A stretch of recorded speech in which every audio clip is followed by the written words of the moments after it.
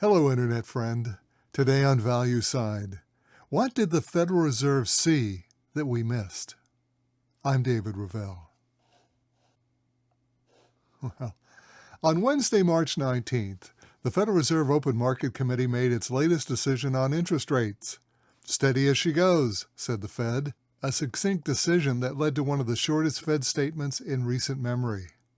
Fed Chairman Jerome Powell reported the committee's latest assessment of the economy, quote, "Economic activity has continued to expand at a solid pace," and, quote, "The unemployment rate has stabilized at a low level," unquote. The only note of caution was echoed in the comment, quote, "Inflation remains somewhat elevated," unquote. Well, altogether this is as close to Goldilocks as you're likely to hear from the Federal Reserve. Economic growth and employment are doing well, and there is just a touch too much inflation. It naturally follows that the Fed left interest rates unchanged. Why mess with a good thing? But then the Fed went on to say something completely out of character, a complete disconnect from what had gone before. The Fed voted to lower the rate at which it is retiring its balance sheet from $25 billion a month to just $5 billion. This is especially odd, given that a reduction in Fed liquidity would also help reduce inflation. Something strange is going on here, and let's work our way through this. Another principal way that the Fed helps manage the economy is through a process that's become known as quantitative easing. You may recall that we heard this term a lot back in the COVID-19 pandemic days. Back then, the Fed used QE to add liquidity to the banking system. Now, the mechanics of QE work like this. To add funds to the financial system, the Fed buys U.S. securities, placing the bonds and notes on its balance sheet while providing money to the primary dealer system, which is on the other side of the transaction. They're the sellers, if you will. Now, the Fed has used this strategy extensively since the great financial crisis of 2008. But it really went into high gear during COVID-19. When the dust cleared, the Fed had almost $9 trillion in bonds, notes, and other U.S. Treasuries on its books. Now, for the past 3 years, the Fed has tried to sell those bonds and redeem them, as they say in this latest statement. But you may ask, won't that reduce liquidity in the system? And the answer is yes, you're absolutely correct. This is quantitative tightening. Taking money out of the financial system. Remember, each of those bonds is repurchased from those same primary dealers and lowering the Fed's balance sheet. QT then reduces overall liquidity and economic activity, slowing the economy. In addition, QT would also reduce inflation, and we all thought that was the principal aim of the Federal Reserve. But the Fed goes on to say that they're not holding to their QT schedule of $25 billion a month. Instead, they're going to lower redemptions dramatically to just $5 billion. In other words, they're taking their foot off the inflation brake.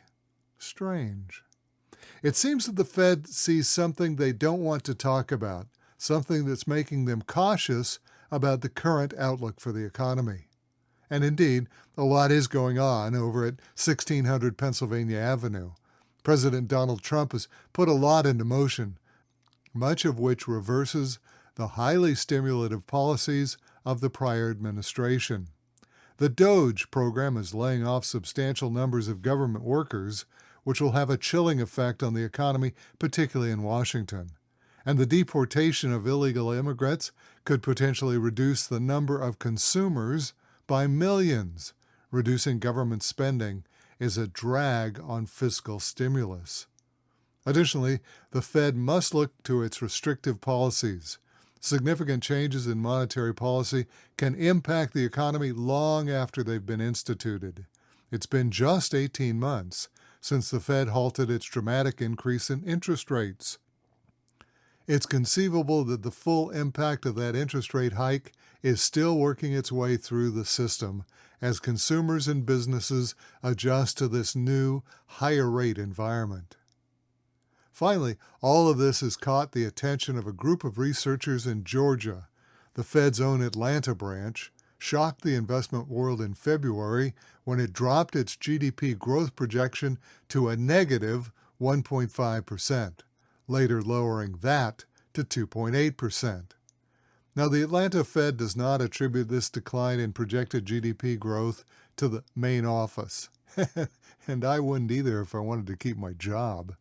Instead, they point to all of the results of the current quantitative tightening: lower manufacturing, lower auto sales, even lower employment. Of course, this is a highly dynamic situation with the economy constantly changing. The Atlanta Fed tracks all this in its GDP Now model, which is updated just about every week. But one thing we can be sure of, that the Federal Open Market Committee saw something that they did not like. And the result is that they're reducing the quantitative tightening by 80%. Now, it may take weeks before we find out definitively what caused that change, but it likely wasn't good. As my dad always said, watch what they do, not what they say. Now, if you enjoyed this article, please consider buying me a cup of coffee. Go to buymeacoffee.com/David Ravel. That's REAVILL. Buymeacoffee.com/David Ravel. Thanks for listening.